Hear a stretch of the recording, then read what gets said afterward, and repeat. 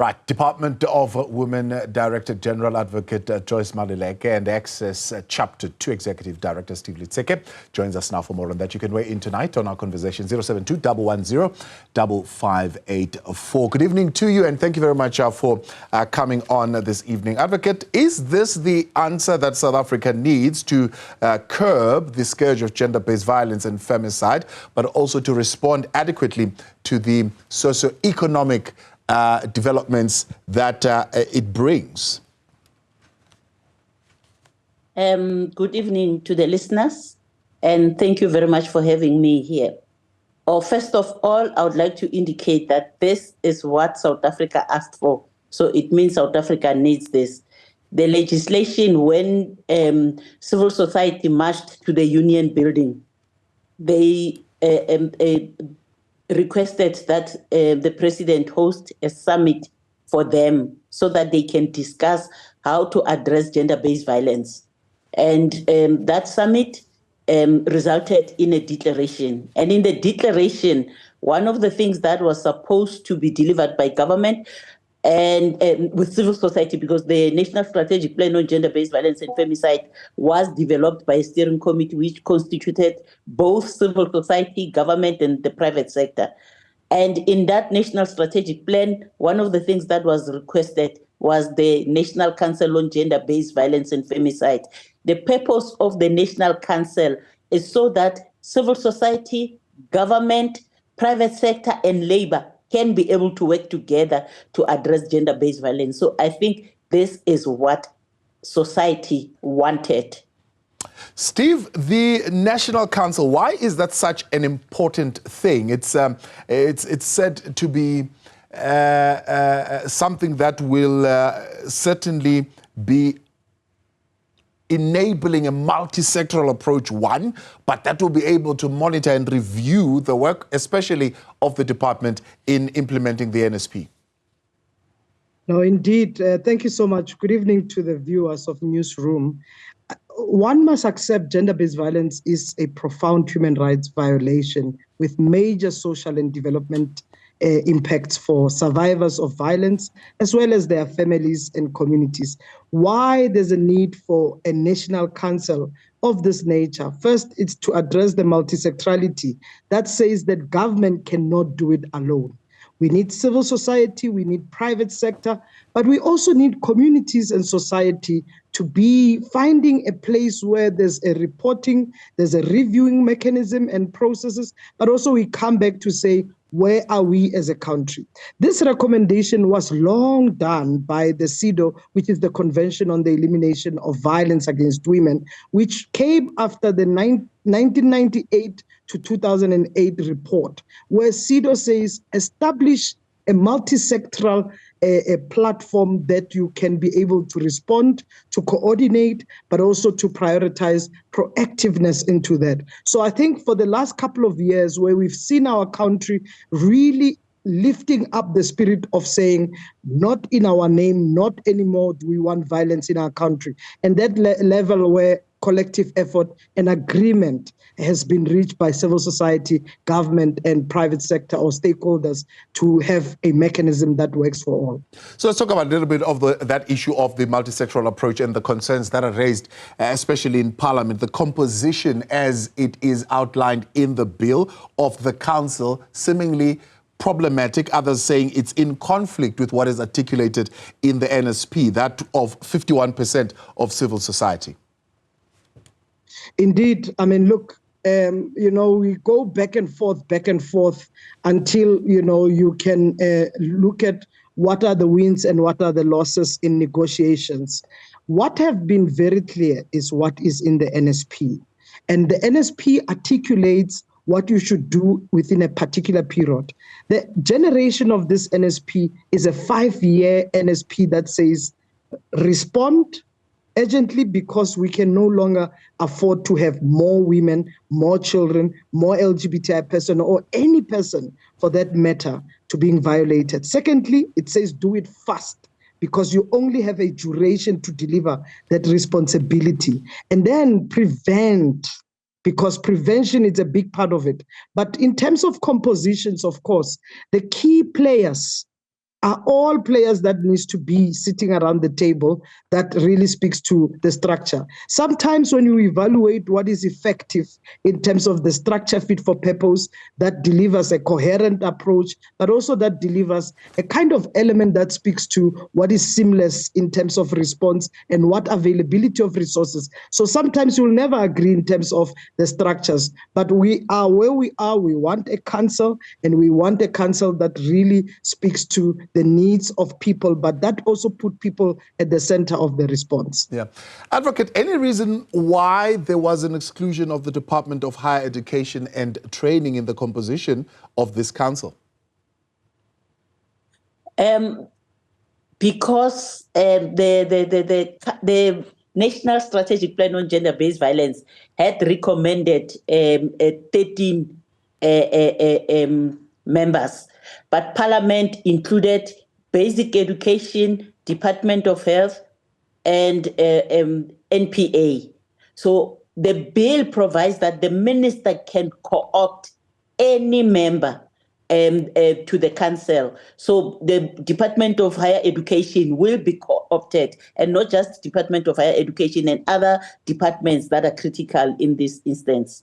And by co-opting, how much value do they then hold in terms of their input in that? I'm asking that because a lot of gender-based violence reports coming from our institutions of higher learning is what we have been dealing with. So they are a critical stakeholder in terms of having input in some of the interventions.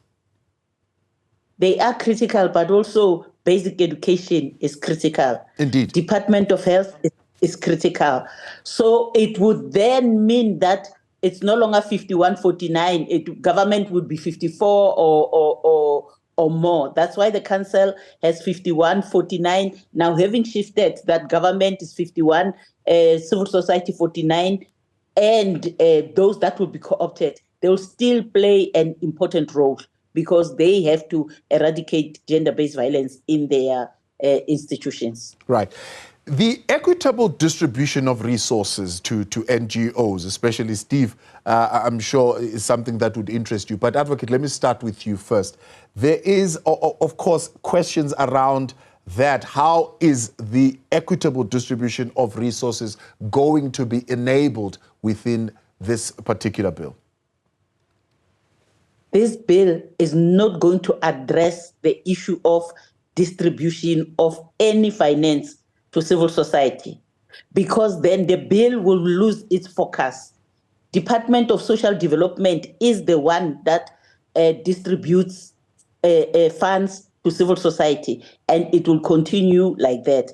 Even though there is a private sector gender-based violence response fund that was established by the President in response to the National Strategic Plan on Gender-Based Violence, Parliament decided that it will shift the focus of the bill of the council to talking about money instead of coordinating a response to gender-based violence by all. You don't see that having an impact in the independence of decision-making of the council, having to rely on the department for resources? The council is not going to rely on social development. The council will have a budget from National Treasury, but it is not going to have a budget to distribute to civil society, because civil society now receive funds from Department of Social Development.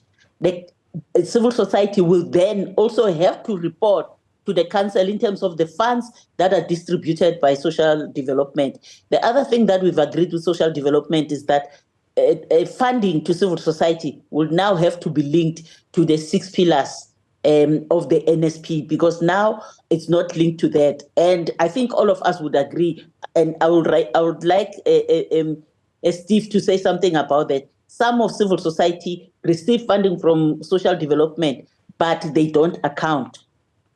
All right.